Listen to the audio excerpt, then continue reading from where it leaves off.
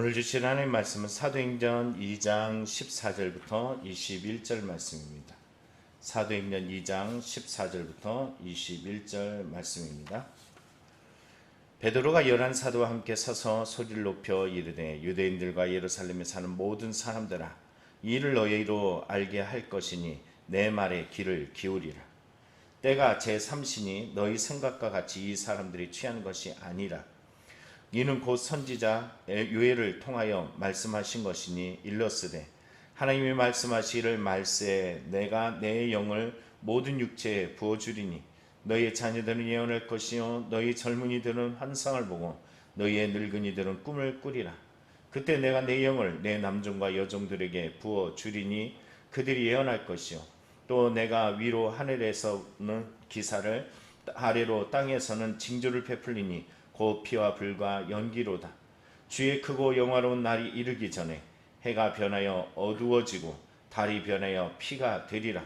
누구든지 주의 이름을 부르는 자는 구원을 받으리라 하였느니라. 아멘. 승천하신 예수님께서는 제자들에게 말씀하셨죠. 기다리라. 성령을 기다려.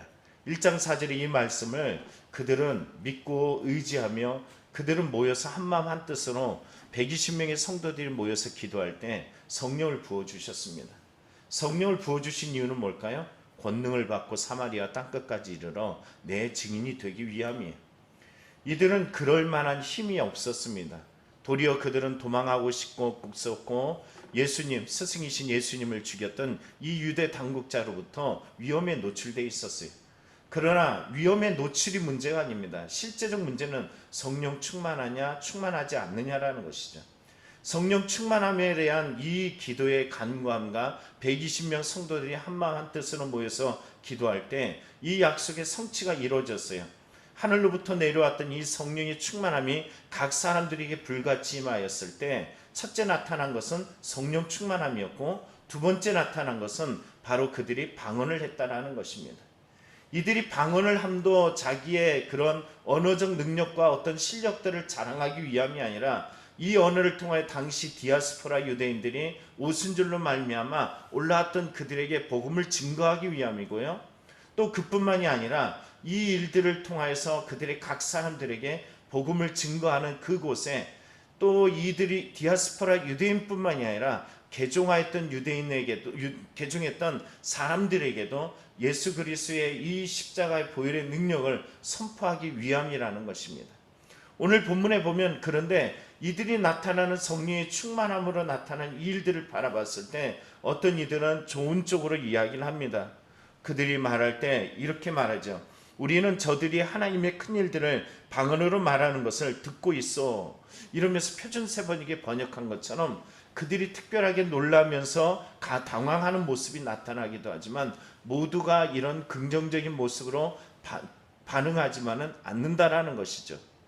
성경에 보면은 도리어 이들이 반응하는 내용 중에 공격적인 언사들이 있습니다. 술에 취하였다라고 조롱한다는 것이에요. 여러분 십자가 예수 그리스도를 복음을 나아가서 증거할 때 여러분 어떻습니까? 어제 목사님들이 던지는 말씀들 보면은 복음을 증거하면은 30대는 그냥 멀리서부터 이렇게 고개를 숙이고 오는데 20대들은 십자가 이거 전도하는 그걸 딱 받으면은 이렇게 째려보고 바닥에다 확 패대기 친대요. 그러면서 그런 말씀을 하시더라고요.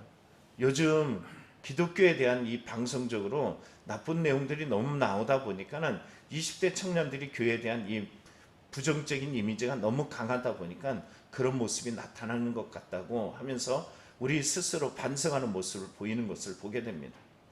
여러분 그들만이 아니라 보여지지 않는 사람들, 받고는 있지만 마음적으로 심령적으로 아주 부정적으로 반응하는 사람들이 있습니다. 심지어는 우리 가족들 중에도 그런 사람들이 있을 수 있어요. 내가 어머니고 내가 아버지고 내가 아들인데도 불구하고 우리의 신앙이 성령 충만하지 아니하다 보니까는 성령 충만해가지고 그 모습을 보면서 부정적으로 반응하면은 성경적 역사가 나타나서 베드로의 설교를 통하여 3,000명의 성도들이 변화해서 그 공동체를 이루어가는 놀라운 축복이 열어지기도 하지만요, 도리어 나의 신앙, 나의 언어, 나의 언변, 나의 삶이 전혀 그렇지 못해서 우리가 그들에게 반감을 가져다 준다면은 우리는 절대적으로 회개하는 하나님의 은혜가 필요한 시간인 줄 믿습니다. 오늘 성경에 이런 오늘 성경에 120명 성도가 기다리고 기도하고 인내하며 소망 가운데 성령 충만함을 받았을 때 그들이 그들 사람들에게 나쁜 영향을 미친 것이 아니에요. 그들은 단지 방언을 했고 성령 충만함이 나타났습니다. 그럼에도 불구하고 부정적 요소들이 그들 안에 나타났어요. 그러나 이것을 가만히 지켜보지는 않았어요. 왜냐하면 그들이 죄가 있어서 그런 것이 아니라 그들이 몰라서 그러는 거기 때문입니다. 오늘 성경에 보면 베드로와 11명의 사도들이 그 자리에서 즉각적인 설교를 하게 되는 베드로의 모습이 오늘 본문에 나타나는데, 여러분 이 베드로의 변화를 보면서 우리의 변화도 한번 생각해 봐야 돼요. 여러분 오늘 베드로가 뭐라고 이야기하냐면은 14절에 말하죠. 11사도와 함께 서서 소리를 높여 이르되 유대인들과 예루살렘에 사는 모든 사람들아 이 일을 너희로 알게 할 것이니 내 말에 귀를 기울이라. 여러분 베드로는 어떤 사람이에요? 원래 참 두려움이 많은 사람이에요. 예수님의 십자가 사건 앞에서 자신의 신분을 감추고 예수님은 따라가야 되는데 따라갈 용기가 없어서 예수님을 도리어 저주하기까지 모른다라고 이야기했던 사람이에요. 그런데 오늘 성경을 보십시오. 유대인들과 예루살렘에 사는 모든 사람들아, 대상이 누구라고요? 유대인 그리고 예루살렘에 사는 모든 사람들이에요. 왜 유대인 그리고 예루살렘에 사는 모든 사람이라 말했을까요? 당시 오순절로 말미암아 예루살렘에 있는 사람들뿐만 아니라 유대인으로서 오순절을 지키기 위하여 온 어마어마한 무리들이 그 안에 있었기 때문이라는 것입니다. 그들 앞에서 담대하게 설교하는 이 내용은 무엇으로 말미암아 이렇게 되었을까요? 너희가 권능을 받고 사마리아 땅끝까지 이르러 내 증인이 되리라. 여러분 성령 충만하게 되면은 담대함이라는 것이 생기게 됩니다. 우리 안에 두렵고 떨린 마음이 왜 자꾸 생기느냐? 여러분 가끔 가다 보면은 정말 배운 것 없고 연세는 많고 별 볼 일 없어 보이지만 도리어 강하고 담대하게 예수를 증거함을 통하여 많은 사람들에게 복음의 사람들로 변화하는 일들을 감당하는 사람들을 보게 됩니다. 복음은 내가 능력이 있어서 전하는 것이 아니라 성령 충만하면은 나를 통하여 역사하시는 거예요. 여러분 전도하러 나갑시다 그러면 두렵고 떨리지만 그 안에서 하나님이 역사하실 것을 믿고 나아가서 복음을 증거하면은 하나님이 반드시 그 일들을 때를 따라 이루실 줄 믿습니다. 또 오늘 성경을 보면은 우리가 기억할 것이 있습니다. 이러한 베드로의 모습을 발견할 것은, 베드로는 여러분 어때요? 원래 분노가, 다시 말하면 분노 조절 장애가 있어요. 알죠? 여러분 자신은 아주 용기 있다라고 말하지만 야 너희 중에 나를 팔자가 있어 그러니까 아닙니다 하면서 막 이렇게 예수님께 대들고, 또 주는 그리스도시여 살아계신 하나님의 아들입니다라고 할 때 예수님께서 그 십자가의 사건을 말했더니 예수님을 흔들면서 아니다라고 말하기도 하고, 도리어 예수님께서 겟세마네에서 기도하신 이후에 유다가 데려온 그 무리들 중에 말고의 길을 잘라버리는 이런 극단적인 행동들을 참 많이 행했던 사람입니다. 그런데 오늘 성경을 보다 보면요 15절을 보면 이렇게 말합니다. 때가 제3시니 너희 생각과 같이 이 사람들이 취한 것이 아니니라. 여러분 베드로의 설교 가운데서 우리가 발견하는 것은 침착함이에요. 이성적입니다. 분노 조절 장애가 나타나는 것은 실제적인 왜 이런 일들이 일어나냐면은 성령 충만하지 못하기 때문이에요. 나로 충만하려고 하면 자꾸 화가 나요. 여러분 분노라는 것이 나라는 중심, 자아 중심적인 걸 알잖아요. 내가 상처받기 싫어가지고 내가 생각하는 기준에 어떤 다른 의견들이 제시되었을 때 화가 나는 거잖아요. 그래서 이럴 때 정말 필요한 것은 다름 아니라 기도가 필요한 거고 성령 충만함이 필요합니다. 오늘 베드로는 사람들이 반응하는 그 모습에 화가 난 것이 아니라 딱 일어나서 즉각적으로 반응하는데 너무나도 이성적이고 너무나도 차분하다라는 거예요. 어떻게 술에 취할 수가 있느냐라는 거예요. 지금 시간이 몇 시라고요? 9시라는 거예요. 오늘 성경에 말하는 여기에 말하는 3시라고 이야기인데 유대의 시간과 우리의 시간의 차이점을 우리가 구분하는 방법은 유대의 시간에 3시라고 하면 3 더하기 6만 하면 돼요. 그럼 9시가 되죠. 오전 9시예요. 당시 오순절이니까는 이 날은 안식일이라는 것이 안식일이고 그리고 오순절이다. 이른 아침부터 이들이 술에 취했다. 여러분 이게 말이 됩니까? 안 된다라는 거예요. 그들은 안식일날 또 더군다나 그들은 그들 시간에 금식을 하기도 해요. 그러다 보니까 바울 사도가 야 생각 좀 해봐. 지금이 몇 시인 줄 알아? 이렇게 이야기했을 때 그들은 충분히 이해가 될 만한 상황이에요. 그러니까 성령의 충만함이라는 것은 술 취한 것이 아니라 하나님의 영에 의해서 충만하게 나타난 것을 말해주고 있다는 것입니다. 그리고 오늘 성경을 보면은 16절에 요엘 선지자의 이야기를 끄집어서 오늘 이 내용으로 성령에 충만하게 된 사실을 말해주고 있습니다. 다시 말하면 베드로는 성령 충만하다 보니까는 같이 충만한 게 말씀 충만함이라는 것이. 오늘 여러분 안에 어떤 사람들은 성령 충만하면서 고린도 교회처럼 은사주의로 팍 빠지는 사람들이 많습니다. 그냥 신비 아주 그것은 쉬워요. 너무 감각적이에요. 그러나 이런 것들을 쫓아가다 보면은 어느새 우리는 이단의 계열에 들어갈 수 있다라는 사실입니다. 항상 두 날개가 필요합니다. 성령 충만함과 말씀 충만함이에요. 근데 사실은 이것은 같은 의미를 가지고 있습니다. 여러분 성경에 보면 성령의 검 뭐라고 이야기해? 말씀이라고 이야기해요. 그렇기 때문에 우리는 성령 충만하다라는 것은 곧 말씀의 충만함과 함께 간다라는 사실입니다. 배운 것이 없어도 말씀이 기억나고 배운 것이 없어도 말씀을 선포하고 배운 것이 없어도 복음을 증거하는 사람으로 나아갈 수 있는 것은 다름 아니라 성령 충만한 사람이 나타나는 결과이기 때문이라는 것이.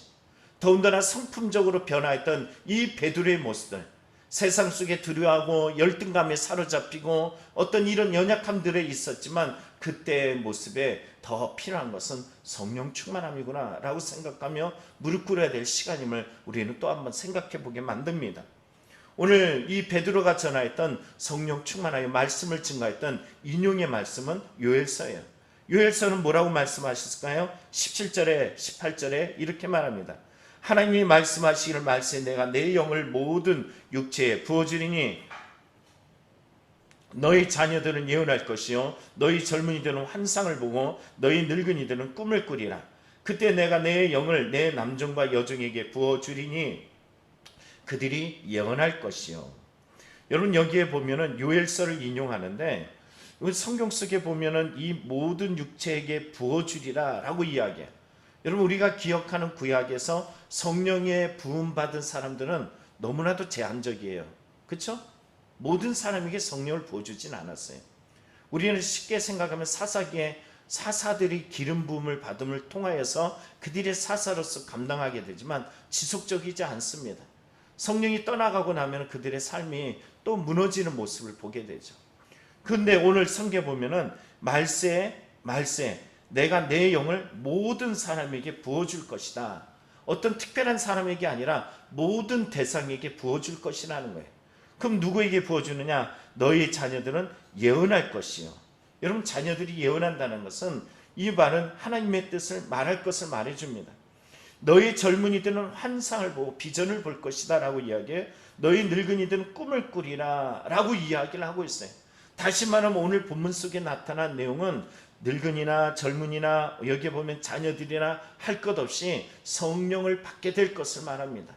이것뿐만이 아닙니다. 18절에 보면 내 남종과 여종 신분상의 문제들 또는 여기에 보면은 이 성별적인 문제와 상관없이 모든 사람에게 성령을 부어주실 것이고 그들이 예언 하나님의 뜻을 말할 것을 선언하고 있다라는 것이에요. 오늘 저와 여러분이 성령 충만하게 되면은 내 뜻대로 살지 않습니다. 앞서 말했던 여기에 보면은 자녀들이 예언한다라고 이야기할 때 하나님의 뜻을 말함이라고 설명하는 것처럼 하나님의 뜻에 의해서 살아가는 존재가 됩니다. 왜요? 앞서 말했죠? 성령 충만함과 말씀은 어떤 의미라고 해? 같은 의미예요. 달라지지 않습니다. 또한 이뿐만이 아니에요. 19절에 보면은 이 말세의 징조들을 말해주고 있습니다.